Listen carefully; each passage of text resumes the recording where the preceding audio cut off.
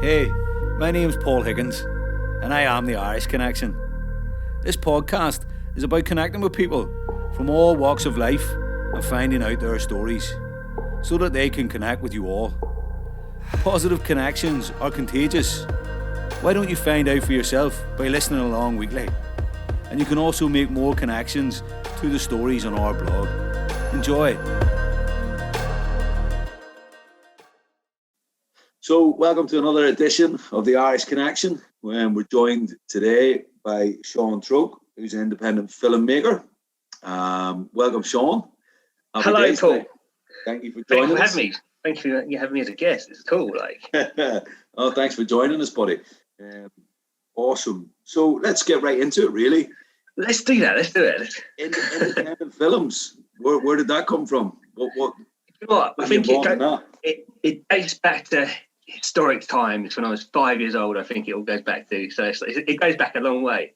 I think the best memory I have of all this, where it all started, was when I was like 5 years old. I was in my granddad's back garden, and he put his video camera out, and that was it. I was just hooked on cameras at that point, and that was it. And it all starts from there. And so I got that. It's a very vivid memory I got, and it's like it's probably the earliest memory I have. So, and it's ever since then I was just like hooked on that video camera. I didn't really understand filmmaking. I didn't know about it at that point. I just knew I liked this camera very much, and it's like it became my new friend. It's like he used to come around every Christmas. I used to request that he bring the camera over every Christmas. It's like I literally would request it all the time. I say, "Can you make sure the camera's coming over and stuff like that?" And so yeah, that's really.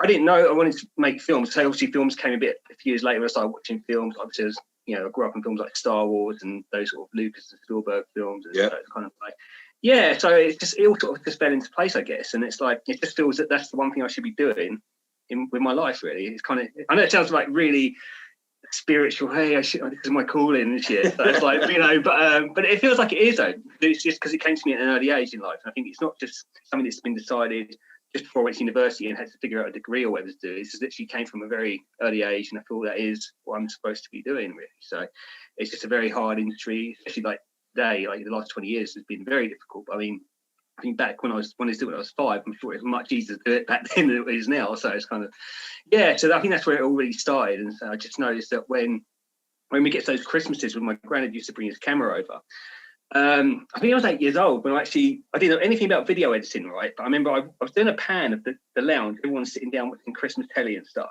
right? Yeah. But I remember doing a pan, I was thinking, I want some music over this. So I didn't know anything about editing or anything like that. So basically, I had a Walkman at the time, put a cassette in my Walkman. I put the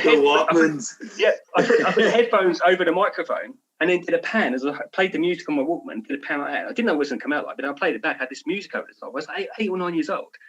Amazing.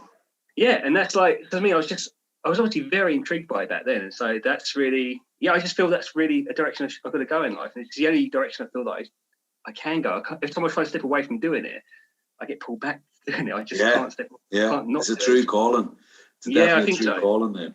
Yeah, definitely. I think So that's the history. So with the writing side of things, I was always like top of the list with spelling tests at school and stuff. Under the age of 10 years old, when I was at primary school, my teachers would encourage me to write stories because they were always really good at it. Everyone else was like reading books and stuff. They say, no, you can write a story if you want. So my teachers even encouraged them at primary school to write stories. So it's like, writing and cameras was just literally with me before the age of 10. So kind of that's where it all comes from. Awesome.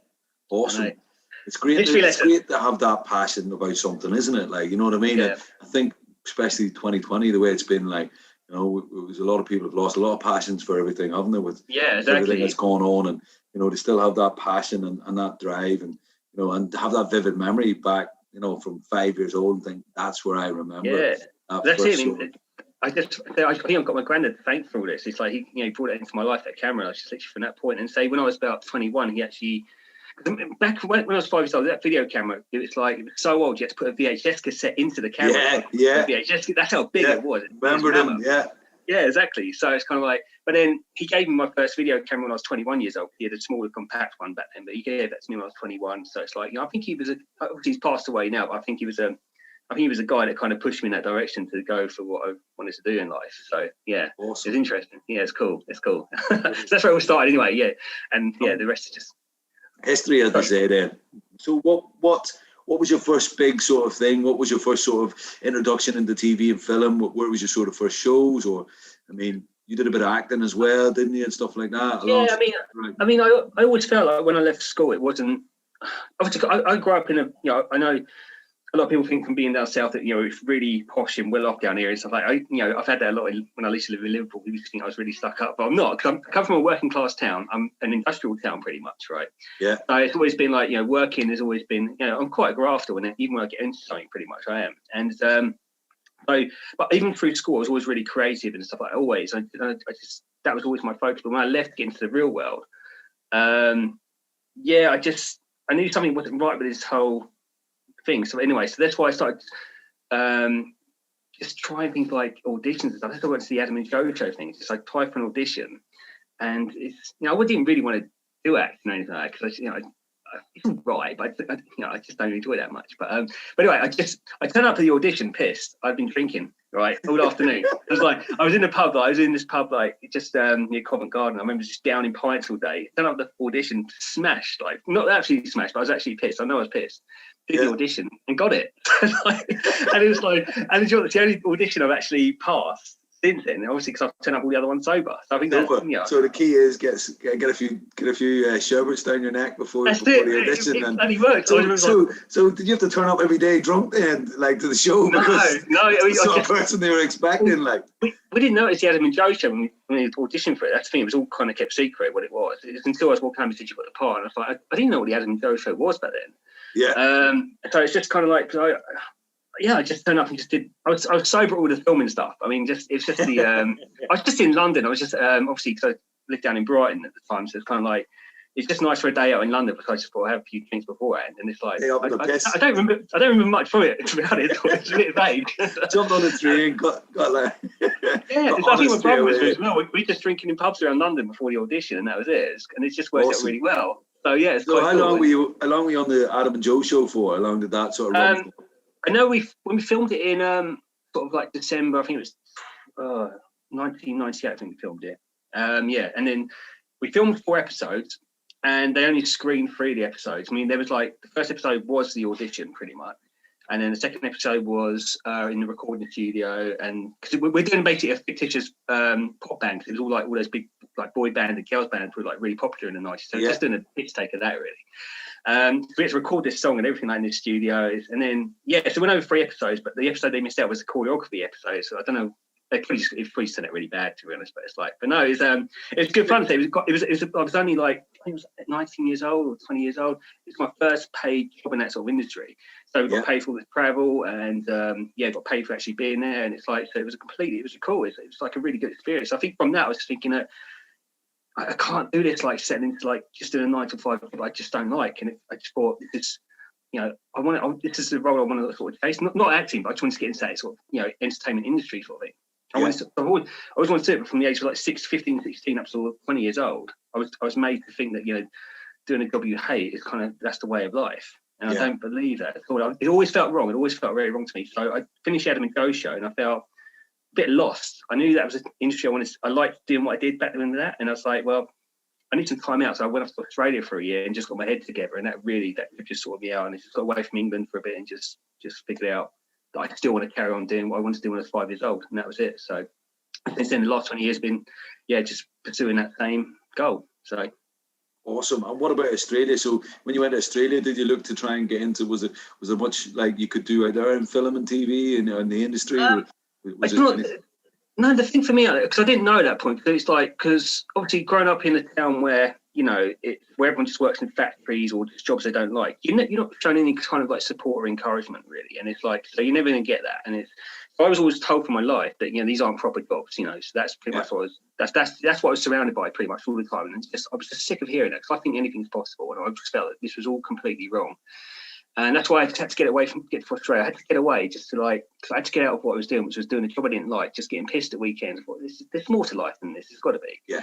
And so that was it. I just sort of went to Australia just to figure things out really. That's just to get away from what I was doing. And that whole trip taught me out. It wasn't really about chasing film or television. It's just really interacting with people who actually do believe that you can do whatever you want, and you actually meet people who are actually outside their little town you grew up in. So it's kind of like that was just a really important part of my life to do that. I think to actually do it. And then I went to live in Ireland, in Dublin for a year after that as well. Obviously your home country. So I know. The woods. So I lived in Dublin for a whole year as well. So those 2 years from Australia to Ireland, it's just like it was really good. It did me the world of good. And I came back to the UK after that, and I really hit things hard, just making short films, and then which led to feature films and television after that. So I think that trip to Australia sorted me out. Though it got me away from what people consider normal. So it's I think that's all. I know it's kind of a bit of a cliche, and people say like, oh yeah, people going backpacking and taking a gap year and all this sort of stuff. It's become a bit of a joke, but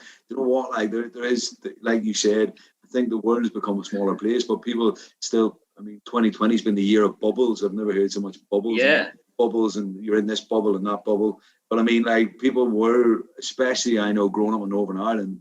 Like you were in a bubble. You were in a bubble, Yeah. Did you grow up in a small town as well, like a very small town? Yeah, you know what I mean. And again, you either kind of went to the fishing industry, or you went and worked in a factory, or you got yourself a trade and you worked. You know what I mean? Yeah. Or you went to university, and that was kind of your only path. There was never none of this kind of like as you said, the dream chasing, that kind of bigger thinking. There's more to it. And like you say, you go to Australia and places like that, and you start to meet all these cool people from all over the world who have totally different perspectives and totally different thoughts and views on the way the world and life should be. And it can be so much better. You know what I mean? Why not chase your dreams? Why not be happy? But I also think it's really important in life is to be surrounded by people that are actually on your same page. I mean, it's hard to find that sometimes, it really is. But I think that's really important. I'm not saying you have to like be needy and have people around you, but I think it's kind of it's good to have that there. So you've got people you can bounce off sometimes. Because I know I'm back now in the small town where I grew up, which I've spent 20 years trying to get away from. Obviously, I'm only here temporarily, but obviously I can feel it being back here that I'm battling again back to where I was 20 years ago, because obviously it's still the same thought process around here and stuff like that. So it's kind of like, it's a bit of a struggle, but because obviously I've had a different journey in the last 20 years than what these people have around here. So it's very hard to be around that. But people like do help and wherever you live, I think. So it does make a difference, doesn't it? So it can make a difference, buddy. And like you say, when you've got that network, so that's a good point. Like how have you this year been able to try and, like 2020, obviously you've gone back now home after 20 years, but how have you been able to keep that connections? How have you been able to keep in contact with that support network, or those people, those friends within the industry, people of the same level and the kind of the same thought process and drives and goals? Has it been easy? Has it been difficult? How have you managed to do that?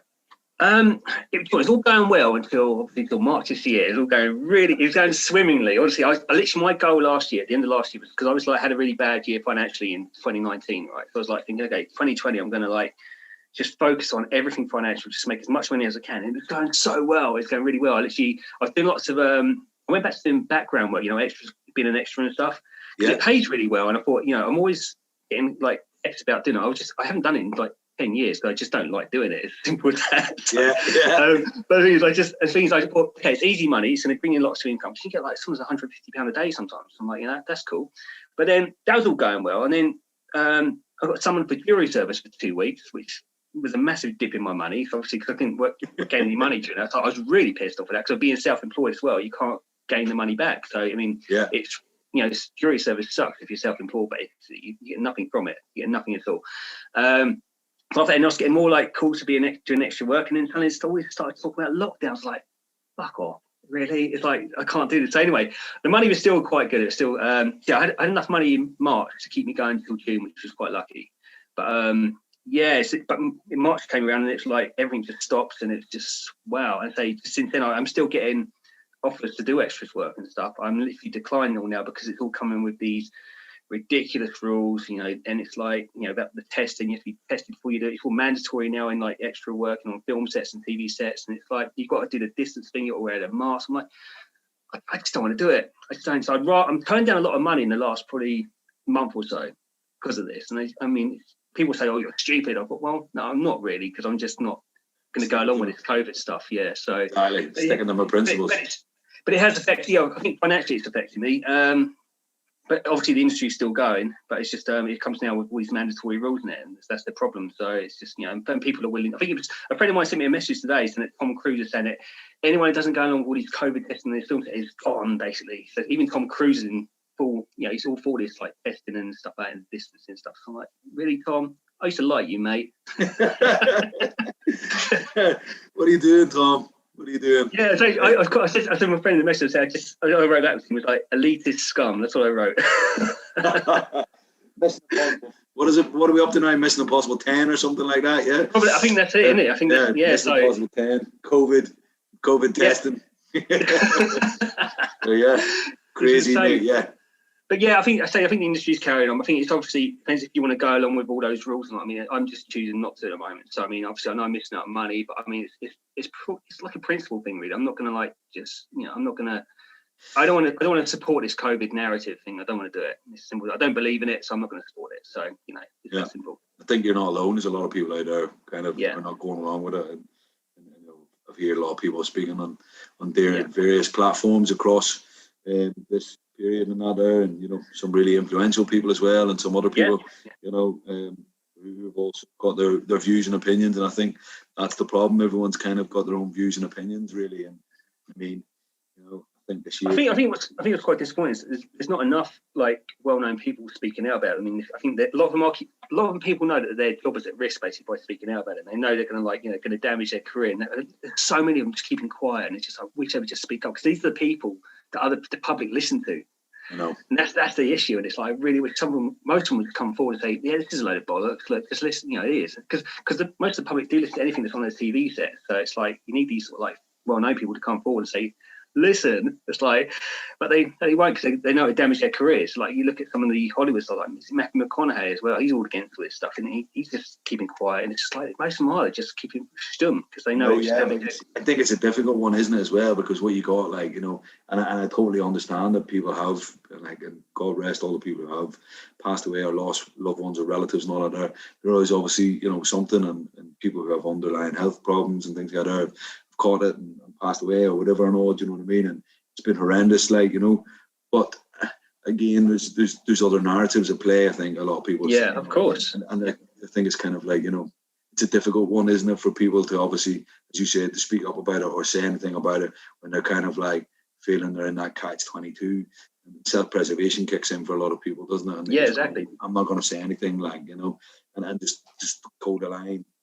But there's lots of people out there going, you know, I know all across Liverpool there was a lot of like protests and gym owners and things like that there, you know, around people's mental health and saying, listen, you know, we've got to look at this a little bit more with common sense through, you know, and thinking like we need gyms open, we need things open, we need places for people. And again, it's all about connections. People are losing, you know, like Christmas time's always been notorious for people who've been lonely and things, haven't there? There's always an appeal at Christmas for your neighbours and lonely neighbours. But I mean, it feels like maybe this year has been like the whole year for some people has just been like lonely, and they've been trapped in and felt that they can't get out and scared to leave or go out, and you know, and then relatives are afraid to come and pass anything on, or maybe whatever, and so it's just caused this mad sort of time where no one's leaving the house and all, and you know, a bit sort of bizarre, and I feel sorry. Yeah, I mean, it's not destroying like people. It's destroying people as well. It is. It's like, you know, the whole thing. It's not.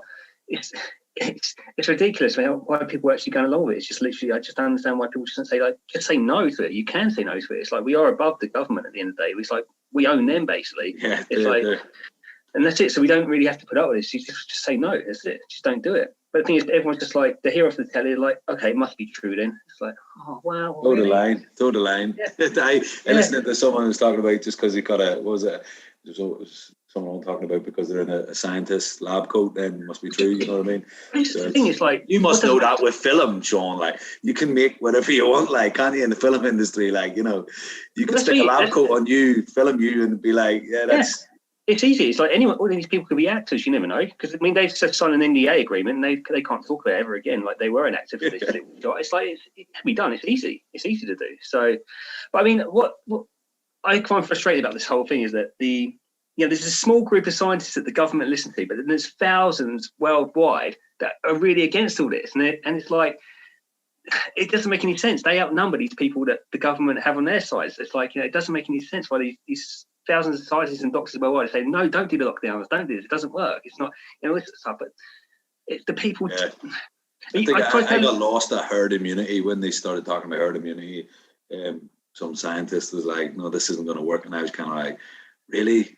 How can you get that so wrong? So that kind of lost me a little bit. Like faith in things, But look, do you know what? At the end of the day, we're kind of in this mad place, aren't we? And we're all trying to do the best of what we've got and where we're at. But I mean, I don't know. We don't know where it's going to end, do we? Like, the vaccine's here now, apparently. So great. I know, exactly. What about? I mean, so give us an idea of what some of the films you've done, some of the small independent ones that you've done yourself. This is your chance to plug them. So let's hear about them. Yeah, well, the thing is, it's like, I've not had the best experience when it comes to feature films. I don't want to sound like negative the whole time. It's been like struggles. Obviously, when I made my shorts, I did some shorts like from 2002 to 2005, and then this guy offered me like a feature film directing job. Basically, he'd written a script and he wanted to produce it and stuff, but he asked me if I wanted to direct it. But there was a clause that came with that if I came in as a director, that I wouldn't be able to change the script anyway, and it's like, or anything like that. Pretty much, I just come in, direct the actors and the crew and stuff from days of filming, which is gonna be 2 weeks and stuff, and that was it. That's all I had to do. And I was in my mid to late 20s at the time, so I was like, it's quite young. It was a new thing for me, so I was like, I thought I'd do it for the experience anyway. But I read the scripts, and the dialogue was just shocking. And the thing is, I later found out that actually there was a director involved before I got involved, and he was actually wanted to change the script, but this producer writer was going, nope, he's not changing it at all. So I can see now why that guy just sort of stepped away from it, because obviously when I was listening to the actors send it back during rehearsal, I was thinking, oh, this sounds awful. People don't talk like this. It's like, So it's like, anyway, so I did it for the experience. It was good fun during the shoot. I had a great time doing it. It was just so much fun and good experience. Obviously, it's my first feature film I directed and stuff, and then. But obviously the guy took it away, edited the whole thing himself. He'd never edited nothing for, not even a short. So when he hired a cinema to screen the film and screen it back, it was just like, oh, it's awful. And it's like, the worst thing was just seeing my name, like, directed by Shaun Troke in it. I was like, I didn't choose that music. I didn't choose this editing. I didn't have any, this isn't my film. It's like, but I was going to be like judged on that. So that was kind of like a learning lesson for me. And then 5 years later, I got offered another job directing a film in Poland, another feature film. And I spoke to that producer. I didn't want the same problems to happen with that. I said, look, can I make some changes to the script if need be, if I need to, to have a say over everything pretty much, the editing, the whole lot. And he was all cool with that. It was all going really well. But then I get to Poland, and this is what was kept from. This guy knew this was going to happen as well. But in Poland, the director of photography becomes the director on the set in Poland. And like, he and I were kept apart, until the day of filming pretty much, or the night before filming. So we didn't have any way to contact, and he wasn't... he didn't speak much English anyway. He hadn't even read the script, basically, it's DOP. So it was kind of like, got into the set, and the shots I wanted to get, I couldn't get, basically. And that's like, what? This is not cool. Like, I just spent like 6 months preparing for this. And so I was literally on the first 2 days of filming, I was just like distraught. I was thinking, what the fuck am I doing here? Why am I here? I'm not doing anything. And I spoke to the producer about that, and he goes, I said to him, I might as well go home, mate. It's like, I was in Poland, I said, I might as well go home. And it's, he goes, oh no, if you stay, because obviously for the actors and stuff like that. I thought, yes, because I speak English, so I can communicate with the actors, isn't it? That's what it is. So I'm a translator, basically, is what you're saying.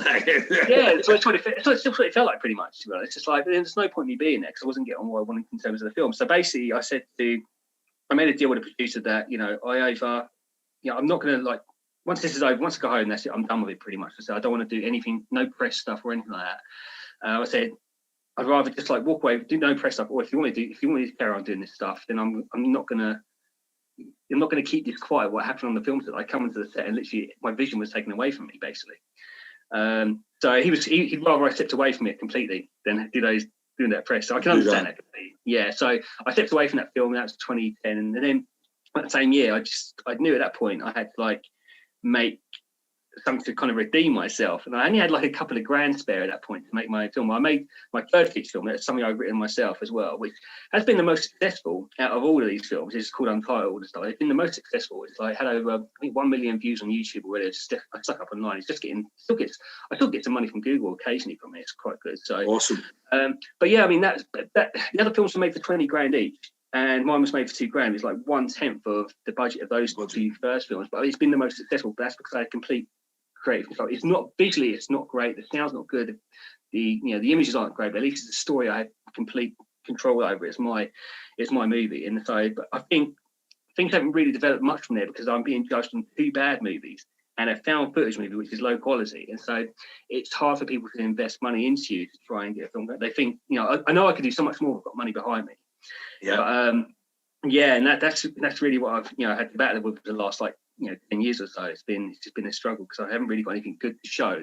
I've just had lots of bad experiences or just lack of funds basically, and that's it's tricky. It's been hard. So difficult industry to crack. Then is what it seems to be like a difficult. Yeah, it's gotten worse. I mean, because obviously the industry now it's all down to these diversity ticking boxes and stuff to get the money for a film, which is I think it's ridiculous. That's ruining things as well because you can't unless you've got one black person, a Chinese person, disabled person, an old person, a person with 2 heads or 4 arms. It's you've got to tick all these diversity boxes so you can get money now. It's even hard to get money these days. It's just not easy. So it's hard, basically. And that's where I'm at. Yeah. So basically, that's the films I've made so far. But obviously, for the last 10 years, I've been trying to get other films off the ground. But obviously, to no success because obviously I don't want to make something that's super low budget and have it poor quality, and so now I'm going to keep getting judged on these sort of films, and it's not, that's not good, basically, for me. So I know if I've got some good financial support and support of good crew and stuff like that, then I know I could do really well. So it's just really trying to find my people and the money to do that. So So what have you got in the pipeline? I mean, have you been writing on anything? I mean, what have you been writing on? Yeah, the last 10 years. I mean, I've written. I've written about 3 in the last year. I'm not one of these people. I know you get so many filmmakers that literally write a script every week and think, oh, this is a masterpiece, and it's I'm just not one of those. I'm literally, I've got a story, but I would spend years on it pretty much. It's so I wrote one called Alone Together. I wrote it in 2007. So, 13 years ago. It was called Alone Together, but then I updated it in 2012 and made a little promo video for that as well. And I was trying to get it up and running this year because it literally resembles the times we're living in right now. So what's playing out in the world today was I predicted 13 years ago. It was literally it starts during a lockdown, and it's caused by a virus. It's I wrote that 13 years ago, and it's about the last 24 hours before a sort of an apocalypse in the UK, basically. So destruction of the UK pretty much. But it literally starts during lockdown. It's all there's military on the streets, walking the streets and stuff. So it's just so relevant to today's times, and I came up with the idea in 2007. So it's spooky. Yeah, very spooky. Yeah. But the other ones I wrote since then, I've written one called The Visitors Now, which a friend of mine. Let me know if I'm rambling on it. I feel like I'm rambling on. No, I'm interested, mate. I love films, so it's awesome to hear. Okay, so I wrote a film in 2016. There was a friend of mine sent me a script called, I can't remember what it's called now, but anyway, The Caller. But I sort of, being a writer myself, I didn't want to say to him, don't want to dismantle your entire script. So if you don't mind, I'd like to borrow some of that idea and just, make it my own pretty much. So I wrote the script based after reading this one, so I'm called Mine the Visitor Now, pretty much. So it's all set in one location. I tried to get that made when I was in Liverpool in 2016. Didn't happen. I was so close. I was 2 weeks late to getting it filmed. But the person who provided the house, which I based the location, which I wrote the script around, pulled out 2 weeks before filming it. So I was like, I was angry. It was so unprofessional. You don't do that to someone, basically. When someone spent 2 months writing the scripts around that one location, you don't take that from them, pretty much. I felt it was just such an unprofessional act, really, to do that. So, what was the reasoning behind the pull of the venue? They were unemployed when they got involved and stuff like that. And then they got a full-time job and they said, no, I can't do a full-time job now. I was like, what? It's you can't do that, really. So I've just written a whole film around this house. So basically, I spent the last 4 years trying to find a house that's similar. It's so difficult. It's so, I found one that was really similar back in April. But the person who owns that house doesn't want it used for filming. So I was like, wow, this is tricky. So I think to make it now, I'm going to have to build a set basically of a house. Right. That's the only way to do it. I mean, because it's the way that the house was proportioned around the head. It just works. It works perfectly in the script how it is, and it does. So I don't want to go back and rewrite because it wouldn't be the same. So I'd like to try and get a set built and it'd work better. So I did that. That's any unused sets being out there at the moment?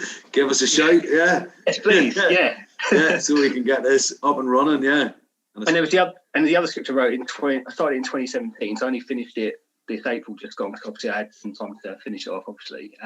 But the film I made in 2010, that third big film called Untitled, I made a follow-up to that. Or basically, I wrote a follow-up to that film called Untold, right? And so I've been working on it for the last 3 years.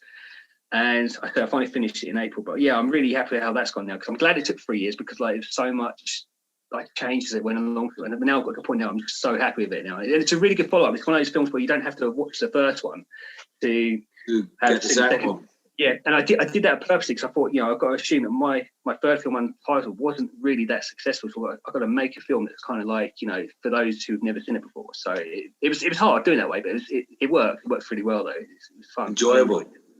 I like it. I really want to get it made. It's like it's so much fun. It's like it's a good script, and it's just it's lots of symmetries to the first one as well. So it's very lots of relationship problems in the film, like there is in the Untitled and stuff. So and where do you pull all the inspiration from, Shaun? Like for things, is it just daily life? Is it what you see around you? Is it your own experiences? And... Yeah, I think it's like even with I think everything. I think I like to think I've lived quite a fulfilling. I've not stayed in one place for the last 20 years that often. I like moving around. I think I like meeting different people, and I think it does. I think anyone you kind of come into contact with, or like places you go, it has an inspiration in you, doesn't it? I think even like meeting with yourself as well. So I think they do. It's like it's just like I think everyone and everywhere inspires everyone, doesn't it? So definitely different perspective on everything, haven't they? Like what I mean. I said before one time we were chatting. Like, there's 7 billion people in the world or whatever now. Like, so there's 7 billion stories happening every day, isn't there? You know what I mean? Exactly. Like, so there's interesting things happening all the time. Like, it's just mad when you boil that down and think about it, like, in those sorts of numbers, like, you don't really time to think about it like that. You kind of just tunnel vision, as you said, doing the 9 to 5 in the tunnel. Yeah. Cracking on and doing what you need to do. But you were saying yourself, obviously, you've just stepped away from that yourself, haven't you, the 9 to 5? So it's like you just... Trying to sort of, kind of keeping it going and not keeping it going, you know what I mean? Got a couple of, it's been a tough year this year, hasn't it? It's been a bad year for everyone. So it's been ups and downs, and you kind of start to evaluate what it is you really want to do in life and what you want to do. So it's kind of like, you're kind of going, is this really what makes me happy, or is this really what I want to do? The ladder, do I really want to climb and be amazing and, work from 6 a.m. till 1 o'clock in the morning, the following day, and run myself, kill myself? I'm not sure. Not sure, But I mean, at the end of the day, look, I enjoy it. I try and be passionate about everything I do and throw everything into it, which makes it good. You know what I mean? And of course. Enjoyable. I've got a lot of passion for this. Speaking to people, making connections, talking, interesting stories, hearing about interesting things.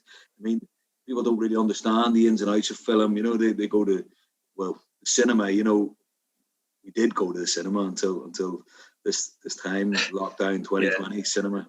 That's something we'll come on to in a bit. But cinema, when you think about it that way, people don't really understand all the stuff behind the scenes, all the things that goes on to making it, the screenwriting, the direction, how long, the length of time. I mean, Batman was being filmed in Liverpool recently, wasn't it? When's that due to come out? Is it 2022, is it? It was supposed to be next summer, wasn't it? But I think they're delayed now to 2022, I think. So, they have to, wouldn't it? Because there's no way they're going to get it done by June next 2021, is it? So, no, I think there's still got loads of filming to do still. So, it's like, it's not going to happen, is it? So crazy, isn't it? So, you're talking like 2 years, and you're talking about doing films in 2 weeks. Like, it's mental, like the extremes of that. Like, obviously the big budgets and that they have, and moving crew around everywhere and all. But I actually got I had one day booked for the Batman film to be an extra and things. That was meant to be the end of March. It was meant to do a night shoot up there, and obviously I had all the costume fitting and stuff like that. I went for that down at the it was near the library. It's a building near the library anyway. I had this massive costume fitted but I was meant to do a night shoot. I had to sign all these Warner Brother contracts as well, so I wouldn't say anything what I see on the set and stuff. So it was all like, I was looking forward to it, and then suddenly this lockdown happened and stopped the entire thing. So I was looking forward to the night shoot because it was meant to be. They gave you these waterproof and really warm clothing as well, because it's literally going to be like fake rain coming down and stuff like that. I don't know what scene it's for, they didn't say, but it's like I was just excited about doing it. We're doing it, so much fun, but being on the Batman film. But awesome. So I know. So but that stopped because of lockdown, obviously. So that's kind of a bit of a. And it kicked off again, didn't it? When did they start filming in Liverpool again? What was it about? Sort of August time, was it, or something like that? Yeah, it was October again. I knew it was happening because I was I got another text come through about some work. Actually, they're looking for a small group of people to be extras and stuff, right? But down in the London area, because they need to use the same people because of the COVID rules and stuff. Yeah. And they want people. They've got their own cars, and they wanted to like take people from London up to Liverpool to be the extras because and put them in hotels and stuff. That's what they wanted to do. So I mean, it's just they asked me if I was available to do that because I was actually down here when they sent the text and stuff. So, but I didn't get chosen. So they didn't like me for that. So it's like I was good enough for the night shoot to get soaking wet, but but not for the long term thing. Not for the daytime scene.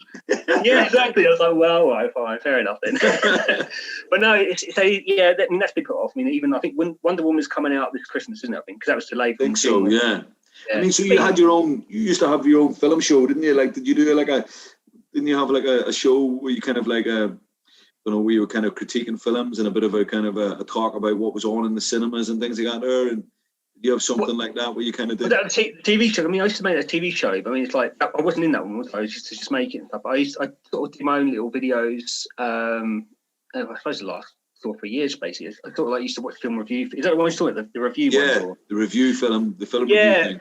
But even that was like purely, that led to some good things as well. I mean, I didn't realise it was going to, basically. I was like, I was doing it with the Odeon in Liverpool. So I used to go to the Odeon in Liverpool, watch the film, do a review and stuff like that. And then I was getting these invites to London then to go and see previews and stuff. I was thinking, okay, how am I get to London? It's expensive to go from Liverpool to London. It's not cheap. It's not cheap at all. So, but then I didn't want to like pass up the opportunity, so I went down to London a few times to do that, and it was quite good fun. You go and like sit in this rooms and like 20 sofas and that and this big screen, you get a glass of wine or whatever. It's just fantastic. It's like it's just nice, it's lovely. So awesome. I went to a premiere of Kingsman, the second Kingsman film, because of all that as well. But I was just getting invited, so I thought, well, people must think I'm all right at it. So, but I didn't really enjoy doing film reviews because I still like making films.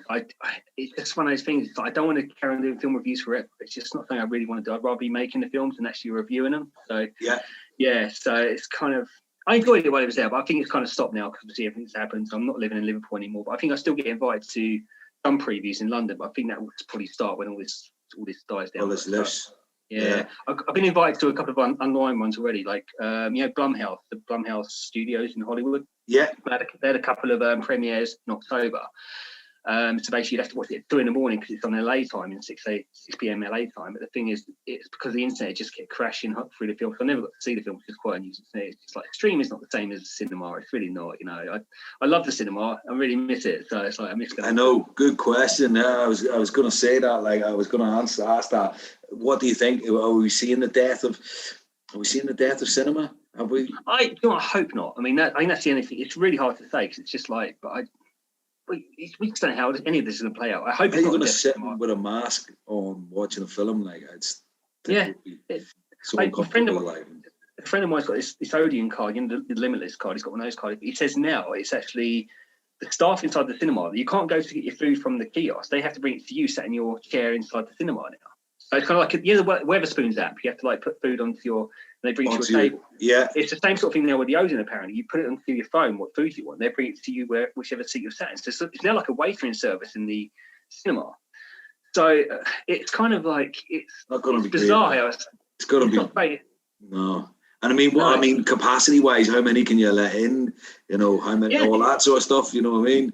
There's never going to be that experience of having a packed cinema when like a new film's coming out and it's packed and that buzz of anticipation around a new film. Exactly. Like, you know what I mean? You know, I think what's worried is it's so many. I think the majority of people will settle for streaming. People are happy to watch in their lounge at home, but it's not the same experience. It's really not. You know, it's just cinema. It's just like I love that you sit in like dark room. You don't get disturbed like so unless you've got some dickhead along the road from you and he's making a lot of noise and stuff. Like he's got to turn off his phone. He tells you his phone going, "Oh, sorry, I can't talk. I'm in the cinema." Yeah. It's like. It's just nice having that little break away from the world for a bit, and it'd be a shame if that gets scrapped completely because like yourself, it's just one of those things that you actually really enjoy doing, isn't it? So, no, I remember going and watching years ago when the first Matrix come out, and I went to the cinema to watch that, and it was like, whoa. What is this? You know, quite apt, I suppose, for 2020, like, you know what I mean? But yeah, like it was mind blowing, like really was, like the scenes and everything. What do you think of the fourth one that's coming out? What do you think of that? What's your thoughts on that so far? I'm not sure. I'm not sure as well. Sometimes you just best left alone, isn't it? Yeah. And I remember another film I went to see as well was Saving Private Ryan, and that was unbelievable in the cinema. First that opening scene. The opening sequence is amazing, isn't it? So, man, and the bullets, and when you're in the cinema, and it's like people ducking, thinking bullets. It was so good. It was so good. But I mean, that experience of film like that, a packed cinema like that again, well, it feels like, I hope, as you said, I worry that it's, that it's going to be affected by where we're at, but I hope it's not, because say we used to love going to the cinema, I think it'd be so. It's just an outlet, isn't it? If I'm watching a film, you can do that any time. Watch a film in your lounge. It's like the whole thing. It's like an evening out or an afternoon out, isn't it? To go to the cinema. It's just a proper date night. We used to do it all the time. That was our go-to date night sort of thing. Go to the cinema, and get popcorn and some drinks and just nice whatever films will be coming out around Christmas time. They like the new Star Warses and stuff like that that came out, and all things like that, and the James Bonds or whatever. Just easy viewing kind of thing, you know what I mean? But man, I hope it is worrying, isn't it? I mean, I'd like to, I'd like to think I can still get to the cinema at some point. I just don't think I want to do all this stuff in place, like mask wearing, keeping your distance. I know. I don't want to do that. I think basically COVID's got to go before anything. That's what's got to go. So it's like do one before we're going back to cinemas. Yeah, hopefully it is. Hopefully it is. So Shaun, mate, it's been amazing chatting to you today and giving us a bit of an insight into kind of everything film, yourself, where it's all started. But what's the plans for 2021? What's the big hope for 2021? I think right now it's really hard to say right now because this year's just been completely fucked up my life completely. I'm not gonna lie. So it's just I've had to literally look at everything, what I've done for the last 20 years and what direction I want to go in. But you try and figure out a direction to go in, but then it's like I can't do that because those bloody restrictions and stuff. It's like so it's. Right now, I've relocated from Liverpool back down to the southeast of England. Obviously, so I was in Liverpool for 7 years, and so it was on the cards to move back to the southeast for like 3 years. So it wasn't like an instant decision to do it. I knew I was debating it for 3 years. Do I get back down south? Do I do that? And this has just made me do it really, to have like a new start, a new chapter, and just set things rolling again. I think I sort of exhausted every option I had. I think in Liverpool, and I think it was just time to try things somewhere else now again and just start back down this way. So my goal right now is to find a place to live. Obviously, that's the first thing I've got to do. So get my space and just live in sort of like an area where there's people around that I can actually be, other creative people. Hopefully, I'm only like an hour train ride from London as well, which would be quite handy. And I think the plan was, I've still got those scripts I want to make. It's always going to be my goal. And things I'm not going to make those films just for the sake of it. I'm going to make sure they're done properly. That's why they take stuff. I've had those scripts for years, like 13 years and 4 years, 3 years, whatever. I'll keep it there as long as it takes. I'm not going to make them for the sake of it. I'm going to make sure I've got the right people behind it, the right money behind it to make it properly. And so, that will always be my goal. And hopefully 2021 will bring those together because they're literally ready to go. So it's like, so I'm hoping that's going to, so that's what I hope. But obviously, I'm starting a new chapter, which is always fun. I'm enjoying that already. I love new chapters. It's fun. So it's cool. Good. I love that. So it's exciting times. Exciting times, mate. And you know what? Positive vibes. Just keep that positive thoughts, keep them positive vibes going, isn't it? And it'll come. It's obviously it'll happen when it's supposed to happen, isn't it? So, completely agree with that. Exactly. They're ready to go, and when it clicks, and when you meet the right people, and you've got the right people around you, like you say, it'll go and it'll be amazing, lad. So. Absolutely, no, I completely agree with that, and that's it. I think that's what everyone's got to do, especially during this as well, to remain positive completely, and just rise above all this COVID shit, and just stop listening to the negative stuff that's being thrown at you, and just do what you want to do. Enjoy Christmas. Do what you want to do. Be positive. Year of kindness, 2021. Yeah, and let's make it happen. Quick last one. We've been asking all guests and all people we've been chatting to. There's been a certain show, some people watch, some people not, and there's been a phrase that's been used by, where is your happy place? So we are asking you, Shaun, where is your happy place? Or what is your happy place, should we say? Do you know what? I think in the 42 years, I grew up by the sea, right? And I think being close to the sea is or an ocean is, I'm always happy with that. So I think that always feels like home to me, wherever that is, whether it be Los Angeles, whether it be Brighton or anything like that. I think just being anywhere that's got like a seafront, it always just feels like home to me. I think that's it. Yeah. So my happy place is anywhere by the sea. I think I just feel that's just my little happy places by the sea. That's awesome. Listening to that sea flowing up. That's your happy place. Yeah, that's exactly. A good happy place. That is a good happy What's place. What's yours then? My happy place.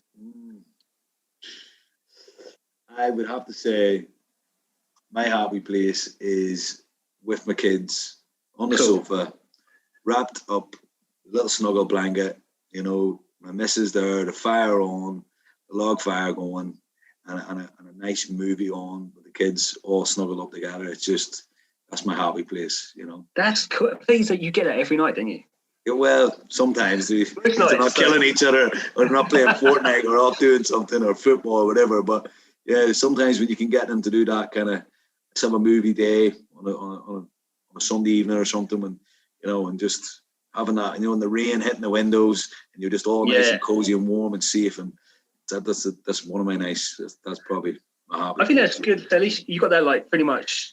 You can have that every day if you wanted, so that's good. Yeah, that's it. So at least it shows you're in your happy place constantly, which is always good. Sometimes, I hope so. Except for the round part, obviously. Yeah, exactly. Until they get too old and they don't want to know me, like, you know, they'll be like, no, I'm not saying that. You know what I mean? When they come teenagers, and they'll be like, no, I'm not doing it. No, exactly. Mates, so yeah, I'll be sad and lonely then. Like me, mate.